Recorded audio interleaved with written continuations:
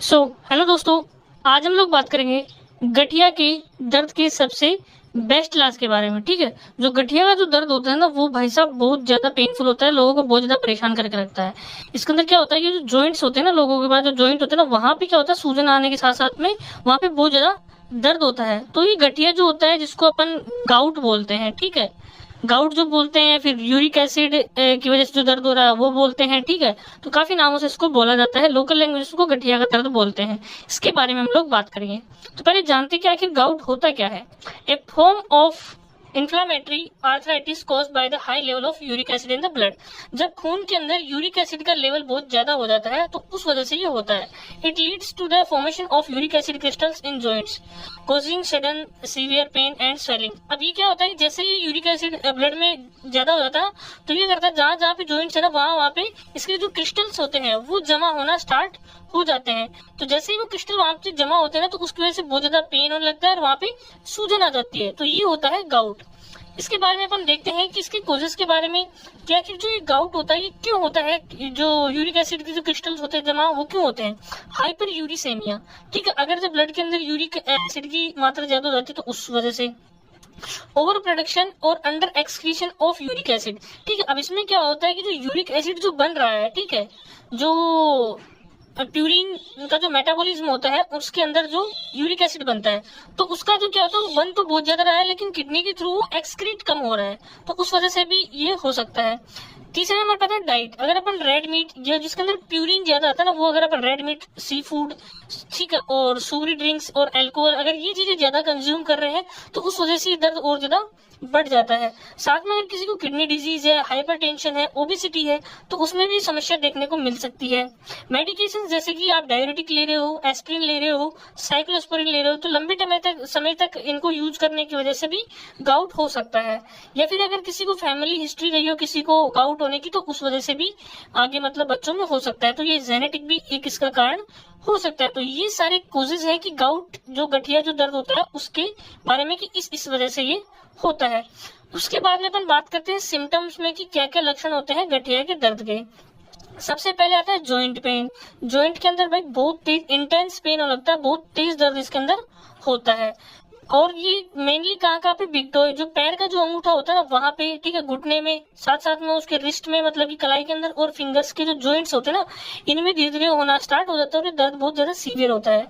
साथ में वहाँ पे स्वेलिंग, सूजन आ जाती है, रेडनेस आ जाती है, ठीक है, और लिमिटेड जॉइंट मोबिलिटी। अब वहाँ पे जब क्रिस्टल जमा हो जाते हैं ना, तो जॉइंट्स जो होते हैं ना उनके अंदर जो मूवमेंट जो होता है ना वो बहुत कम हो जाता है। जैसे आप ये देख सकते हैं पैर का अंगूठा ना, इसमें इस तरीके से यहाँ पे जो जमा हो जाता है क्रिस्टल, इस प्रकार से सूजन आ जाता है। इसमें आप देख सकते हैं अच्छे से, ये जॉइंट्स में देख सकते हैं यहाँ पे किस तरीके से यूरिक एसिड जमा हो गया है, और वो क्रिस्टल्स जमा होने की वजह से मूवमेंट भी सही नहीं हो पाता और दर्द बहुत ज्यादा होता है। उसके बाद में बात करते हैं इसके ट्रीटमेंट में, डायग्नोसिस की, कि क्या क्या टेस्ट की जाते हैं गठिया के दर्द में। हिस्ट्री एंड फिजिकल एग्जामिनेशन, उसकी हिस्ट्री ली जाती है, फिजिकली उसका एग्जामिन किया जाता है, स्वेलिंग वगैरह कितनी है। जॉइंट फ्लूइड एनालिसिस, ठीक है, जॉइंट में जो फ्लूइड प्रेजेंट होता है ना उसको एनालाइज किया जाता है कि उसके अंदर यूरिक एसिड के क्रिस्टल्स कितने जमा है भी या नहीं है, ठीक है। ब्लड टेस्ट किया जाता है कि उसके अंदर यूरिक एसिड का लेवल कितना है। साथ में एक्सरे या फिर अल्ट्रासाउंड की जा सकती है कि उसके जो जॉइंट को, मतलब कि यूरिक एसिड के क्रिस्टल्स ने जॉइंट को डैमेज तो नहीं कर दिया, या फिर क्रिस्टल्स कितने जमा है। ड्यूअल एनर्जी सीटी स्कैन, बहुत ही ज्यादा सीवियरिटी का अगर केस होता है ना, कोई कॉम्प्लिकेटेड केस होता है, तो उस केस में सीटी स्कैन भी करते हैं, ठीक है। तो इस प्रकार से उसको डायग्नोस किया जाता है कि भाई यूरिक एसिड जमा हो रहा है, नहीं हो रहा है, किसी और कारण से दर्द है, कितना जमा है, ठीक है, स्वेलिंग कितनी है, ब्लड में कितना, ये सारे टेस्ट करके फिर उसका ट्रीटमेंट किया जाता है। तो वहां पे अपन बात करेंगे डायग्नोसिस के हिसाब से ही ट्रीटमेंट की बात करते हैं।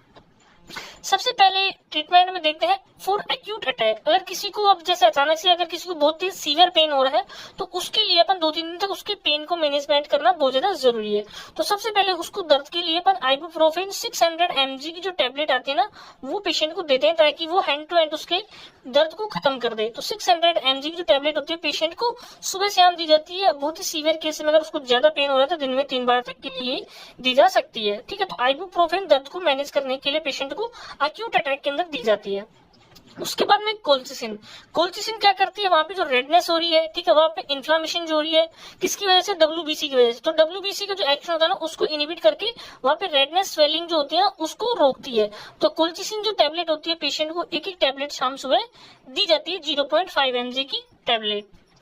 उसके बाद में अपन बात करते हैं प्रेडनिसोलोन। ठीक है, शॉर्ट कोर्स ऑफ स्टेरॉइड दिया जाता है, ये 2-3 दिन के लिए पेन को रोकने के लिए प्रेडनिसोलोन 10 mg की जो टैबलेट होती है इनके साथ में सुबह शाम दी जाती है। ठीक है, और उसी के साथ में 4 नंबर पे मैं बात करूं तो पेंटोप की जो 40 mg की जो टैबलेट आती है उसको भी सुबह सुबह दिया जा सकता है, क्योंकि अपन आइबुप्रोफेन काफी हैवी डोज में अगर ले रहे हैं तो स्टमक की सुरक्षा के लिए वहां पे पेंटो 40 mg एसिडिटी को रोकने के लिए पेशेंट को सुबह सुबह खाली पेट दी जा सकती है। तो ये तो हो गया एक्यूट अटैक के लिए कि जब पेशेंट को बहुत ज्यादा दर्द हो रहा है तब आपको क्या देना है।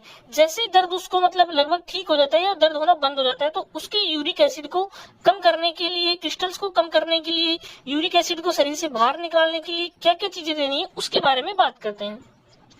तो उसके बाद में अपन बात करते हैं कि प्रेडनिसोलोन को आपको एज इट इज मतलब कि जैसे अपन दे रहे थे वो 2-4 दिन के लिए कम से कम 7 दिन का कोर्स में आपको देना होता है। साथ में प्रेडनिसोलोन को 7 दिन के बाद में बंद कर देना है। ठीक है, उसके बाद में आपको क्या करना है, जैसे ही पेन एक बार बंद हो जाता है, ठीक है, ये दर्द जो एक बार सबसाइड हो गया तो उसके बाद में आपको टैबलेट एलोप्यूरिनोल, ठीक है, एलोप्यूरिनोल जो होती है ये यूरिक एसिड का जो प्रोडक्शन होता है, जो बनता है, ठीक है, वो बनता है किसकी वजह से, एक्जेंथिन ऑक्सीडेज एक एंजाइम होता है, उसकी वजह से प्यूरिन का मेटाबॉलिज्म होता है और उसकी वजह से यूरिक एसिड बनता है।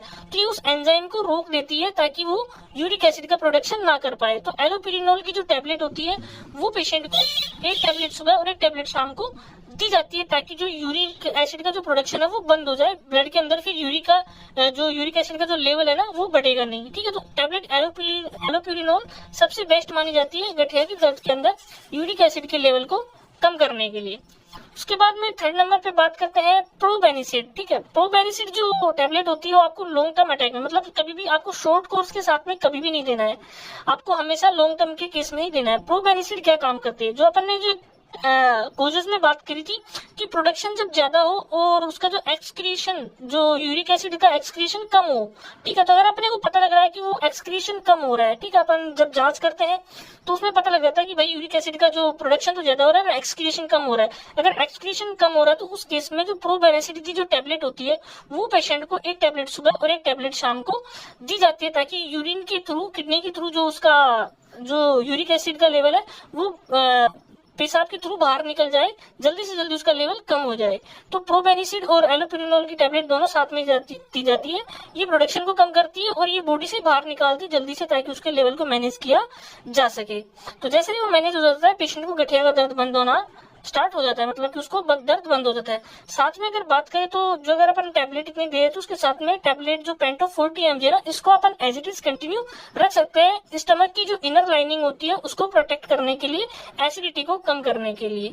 ठीक है, तो इतना ट्रीटमेंट दिया जाता है पेशेंट को लॉन्ग टर्म के केस में।